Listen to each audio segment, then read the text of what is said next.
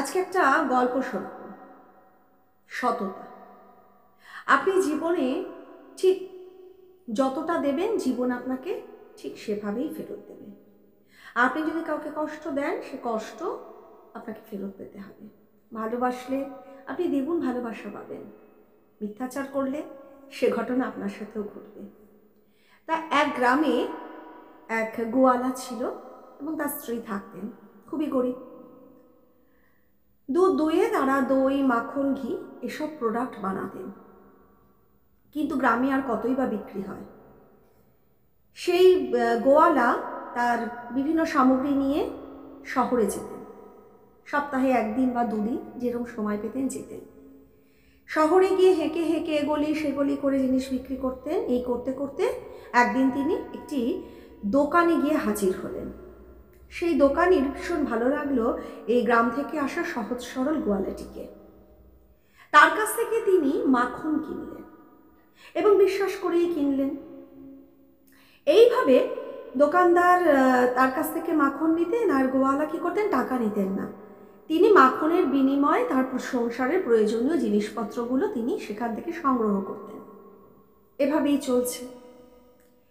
একবার দোকানদারের একটু সন্দেহ হলো যে আমাকে তো মাপ বলে যায়, তা দেখি তো ঠিক কিছু দিল কিনা। তা ফ্রিজে তোলবার আগে তিনি বললেন যে মেপে নি, যে 1 কিলো করে তো বলে প্রত্যেকটা মাখনের বার, এগুলো 1 কিলো, মাপি।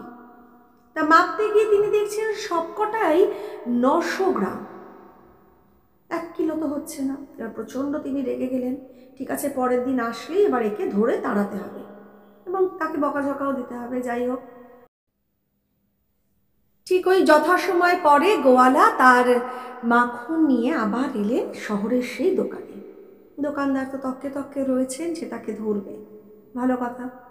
যেই না তিনি দিয়েছেন মাখনের বারগুলি, তখনই দোকানদার বলছে, দাঁড়াও আমি ওজন করে দেখব, তুমি আগেরবার আমাকে ঠকিয়েছো 1 কিলো বলে। যথারীতি তিনি ওজন করে দেখলেন সেই একই 900 গ্রাম হচ্ছে। বলছে, তুমি 1 কিলো বলে যে 900 গ্রাম দিচ্ছ, এবার তোমাকে আমি এর জন্য শাস্তি দেব। গোয়ালা তো পড়লেন বিপদে।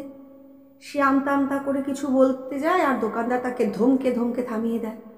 শেষ পর্যন্ত তিনি বললেন যে দেখুন বাবু, আমি তো যথেষ্ট গরিব, আমার তো পাল্লা বাটখারা কিছু নেই, তা আমি কি করব? আপনার দোকান থেকে যে আমি প্রত্যেকবার যে চিনি নিই 1 কিলো, সেই পাত্রের মধ্যে করে মেপে আমি আপনার কাছে দিয়ে যাই, তাতে যা হয় সেটাই তো আমিও যা পাই আপনাকেও আমি সেই মাপেই দিয়ে দিই। আমি তো বাবু জানি না সেটা 1 কিলো না 900 গ্রাম। দোকানদার আর কিছু বলতে পারেন না, নিজের ফাঁদে নিজেই আটকে পড়েছেন। এবার কি করবেন? তখন তিনি বললেন, ঠিক আছে, তুমি তাহলে সেভাবেই দিও, তোমার কথাই আমি বিশ্বাস করলাম। পরের বার থেকে দোকানদার 1 কিলো করেই চিনি দিতেন আর তার বিনিময়ে তিনি 1 কিলো মাপেরই মাখন সংগ্রহ করতেন।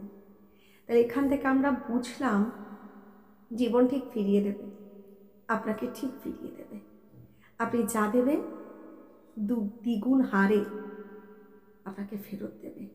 ভালোবাসা বা ঘৃণা বা বিশ্বাস